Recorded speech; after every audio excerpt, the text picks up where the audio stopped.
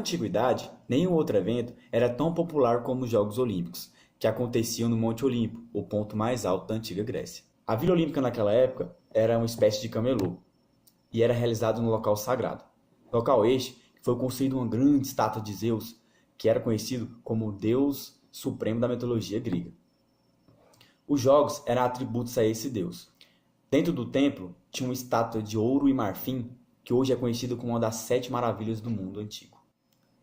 A história conta que os jogos aconteceram em 776 anos antes de Cristo.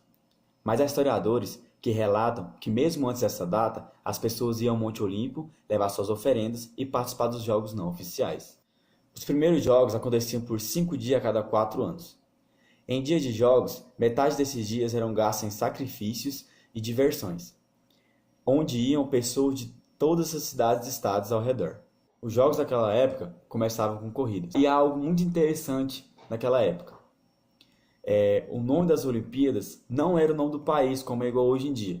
Antigamente, era o nome do vencedor da corrida. Naquela época também tinha algo que era bem encabulado, que hoje em dia as pessoas ficam encabuladas.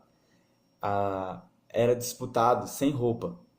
A gente não sabe por quê, mas acredita-se que era para melhorar no desempenho e para facilitar na hora do jogo.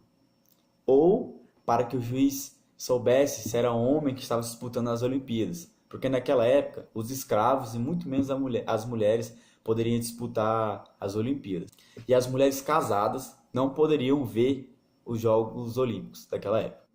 Em 776 anos antes de Cristo, a corrida era o único evento dos Jogos. Após anos, novas modalidades foram introduzidas, assim como o salto à distância, onde o atleta tinha que carregar halteres de pedra ou de metal para elevar a sua força e saltar mais longe. Lançamento de disco, lançamento de dardos e a luta hoje conhecida como a greco-romana. Novos estilos de luta foram aderidos anos depois.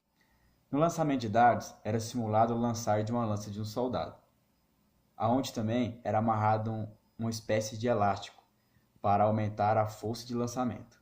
As Olimpíadas eram consideradas jogos da paz. Até mesmo quando havia guerras e brigas, eles paravam em respeito aos jogos. Ao passar do tempo, as eras foram mudando e os jogos deixaram de existir.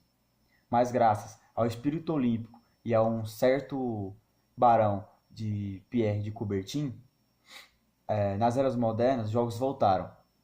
E até hoje, as modalidades e jogadores do mundo todo vêm representando o seu país.